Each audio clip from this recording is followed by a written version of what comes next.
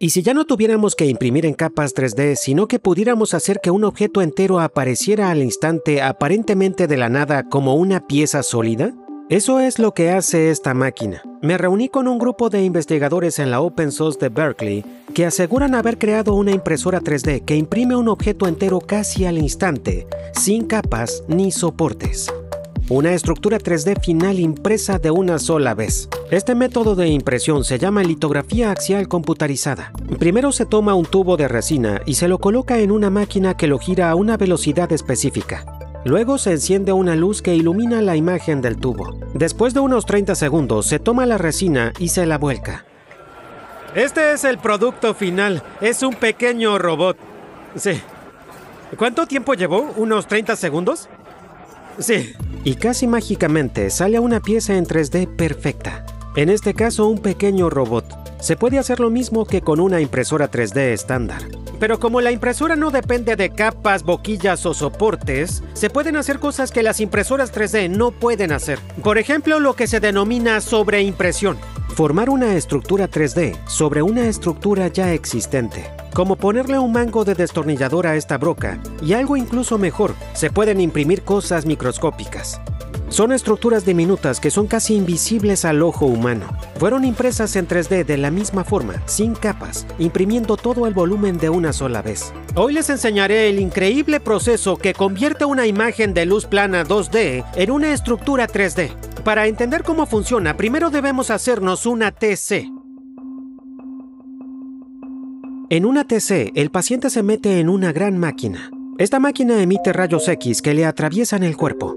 En el extremo opuesto de cada fuente de rayos X hay un sensor que detecta la intensidad de los rayos X luego de pasar por el cuerpo. Estos datos se utilizan para construir un corte 2D del cuerpo. Al emitir rayos de luz, en este caso rayos X, desde diferentes ángulos, la máquina reconstruye una imagen 2D o corte. Estos cortes pueden sumarse para reconstruir una imagen total en 3D del interior del cuerpo. El método para obtener una imagen basado en la iluminación desde diferentes ángulos es la reconstrucción tomográfica. Supongamos que estamos creando una imagen del símbolo pi usando estos rayos de luz y midiendo cómo cambia su intensidad a medida que atraviesa el símbolo pi. El gráfico naranja muestra los datos que se obtendrían en cada ángulo para cada rayo. Aunque solo se obtienen datos unidimensionales, estos contienen información sobre la profundidad en base a su intensidad. Si es menos intenso, entonces atravesó menos material. Así que si sumamos todos estos gráficos, sabremos cómo cambia la intensidad en cada ángulo. Pero esta es la clave. Digamos que tenemos un papel fotográfico que se vuelve blanco cuando le da la luz. Cuanta más luz recibe, más blanco se vuelve. Ahora se puede revertir el proceso y proyectar rayos de luz que imitan el gráfico de atenuación anterior en todos los ángulos. Al hacer esto, se formará la imagen original del símbolo pi. Al variar la intensidad de la luz en diferentes ángulos, podemos crear imágenes complejas. Por ejemplo, supongamos que un haz de luz ilumina esta superficie. Esta cinta representará el haz de luz. Cuando la giro, se convierte en disco. La razón por la que vemos un disco es porque esta es la parte que tiene luz suficiente para que podamos verla. Aquí afuera, aunque la cinta sigue ahí, solo lo está periódicamente, así que no hay mucha luz como en el centro. Aquí es donde tendría valor crítico para que se forme un disco. Si tengo dos haces de luz separados por un espacio, puedo hacer un disco con un hueco. Y se forma una arandela. Puedo hacer formas geométricas simples sin variar la intensidad de la luz. Solo debo girarla. Pero si podemos rotar la fuente de luz y a la vez variar la luminosidad, se pueden crear figuras complejas como el símbolo pi. Sabemos que la luz puede usarse para hacer imágenes 2D, pero ¿cómo las convertimos en estructuras 3D? Para crear una imagen 2D, proyectamos una matriz de luces lineales, una matriz unidimensional de luces. Y si proyectamos una matriz de luces 2D, deberíamos poder crear una imagen 3D. Pero necesitamos un papel fotográfico tridimensional. Y ahí es cuando esto entra en juego. Es una resina especial que se endurece cuando es expuesta a cierta cantidad de luz. Por debajo de cierta intensidad de luz no pasa nada, pero al llegar a un valor crítico, se endurece. Estas impresoras tienen un proyector que ilumina la resina con una matriz de luz 2D mientras esta gira. Literalmente es un proyector que proyecta una imagen especial sobre la resina. La imagen que proyecta parece una imagen fantasmal de la estructura 3D final. La imagen proyectada rota junto al tubo. La imagen que proyecta se crea a partir de reconstrucciones tomográficas de todos los cortes 2D del archivo 3D. Y aunque ya expliqué cómo funciona, me sigue pareciendo mágico cuando la estructura 3D final emerge de la resina. El archivo se sigue creando a partir de cortes 2D del modelo 3D, pero todos los cortes se imprimen al mismo tiempo. Todo el volumen se forma a la vez. Si tienen una impresora de resina, parte de esta información puede que les haya resonado. Habrán notado que hablé de la resina como si fuera un invento nuevo.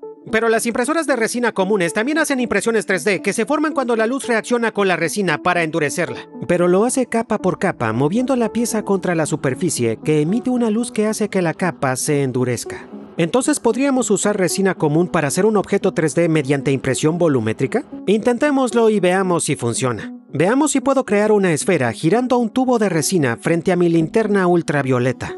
Con un haz de luz circular, al final debería crearse una forma esférica. Voy a encender el tubo y luego la luz, y veamos si se forma una bola en el centro. Siento que está cambiando, pero tal vez solo alrededor de los bordes. Ya pasaron 3 minutos. Veamos qué tal está. ¡Wow! Está caliente. Al parecer solo se formó un aro en la parte exterior. Veamos si es eso efectivamente. ¡Ah, Dios! Mírenlo. Es lo que hizo.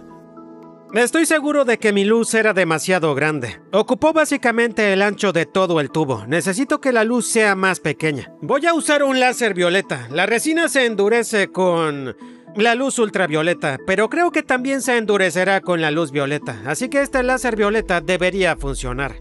Veamos si ahora aparece una esfera en el centro.